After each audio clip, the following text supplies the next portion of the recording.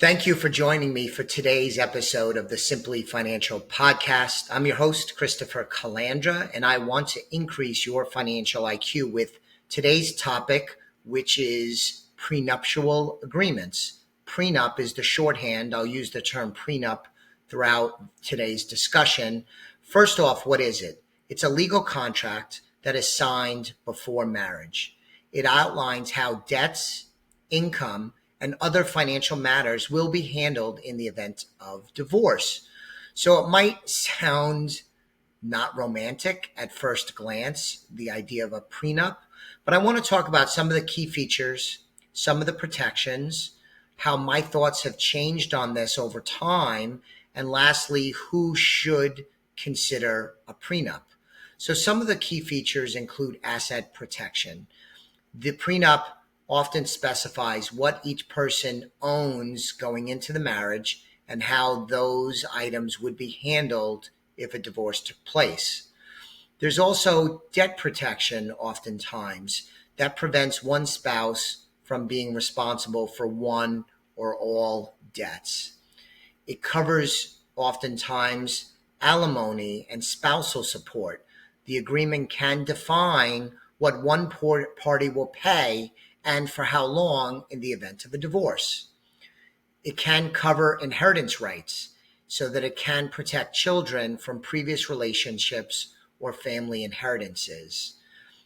For business owners, for entrepreneurs, it could handle business interests, oftentimes protecting the ownership of a business. One thing that a prenup cannot do, and this I believe is often misunderstood, is it cannot decide child custody issues and or child support issues. So those cannot be part of a prenup agreement. So my thoughts have changed on this. I got married relatively young. I got married in 1996. I was 25 years old. Joelle was a little younger than I was. If you would have asked me at that time about prenups, I would have said that's a hard no. You're getting married. This is something for life. It's an eternal commitment.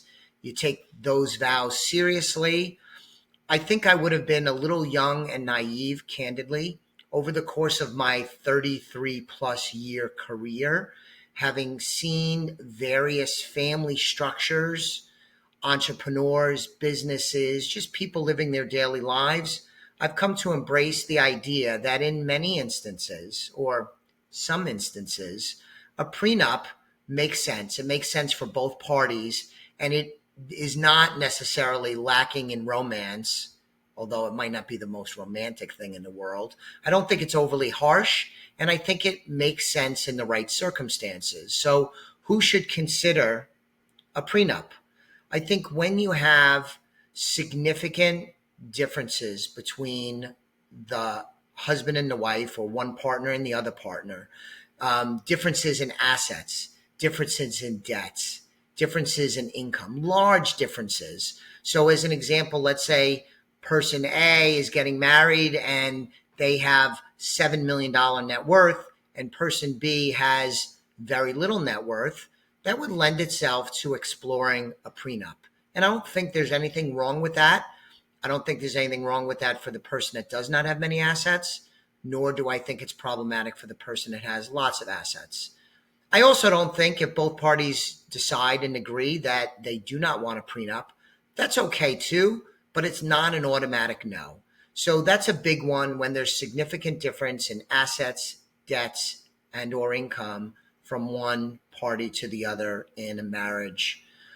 Children from previous relationships is a big one.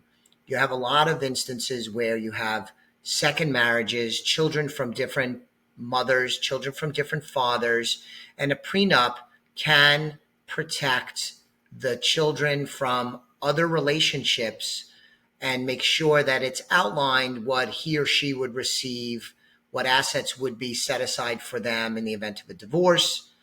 I already touched on this one. Entrepreneurs and business owners want to have a prenup in many instances so that if I founded a business and I ran a business and it's my life's work, if I were to get divorced, I can make a pretty compelling case that I would not want my ex-spouse to get half or partial ownership in that business.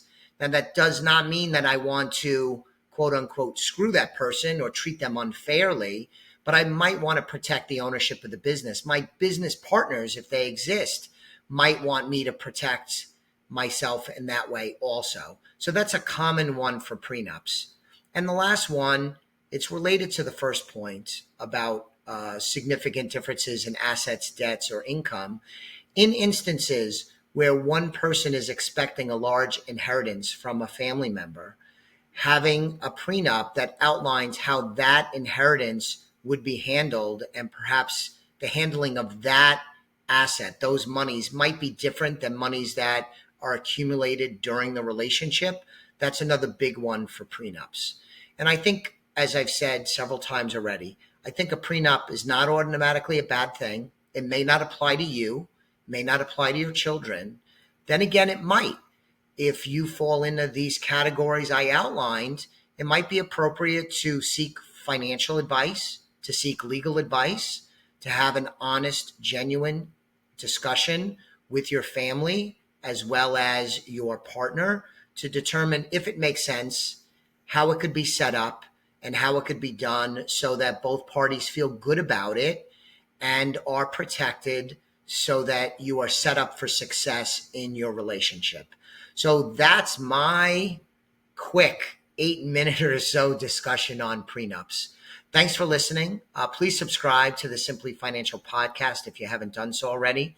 Recommend it to a friend or family member. That'd be wonderful. I'll be back with you on the next episode of the Simply Financial podcast very soon.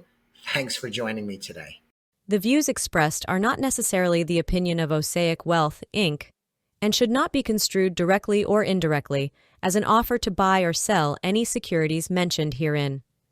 Investing is subject to risks, including loss of principal invested. Past performance is not a guarantee of future results. No strategy can assure a profit nor protect against loss. Please note that individual situations can vary. Therefore, the information should be relied upon when coordinated with individual professional advice. Please note, the information being provided is strictly as a courtesy. When you link to any of the websites provided here, you are leaving this website. We make no representation as to the completeness or accuracy of information provided at these websites. Nor is the company liable for any direct or indirect technical or system issues or any consequences arising out of your access to or your use of third-party technologies, websites, information, and programs made available through this website. When you access one of these websites, you are leaving our website and assume total responsibility and risk for your use of the websites you are linking to.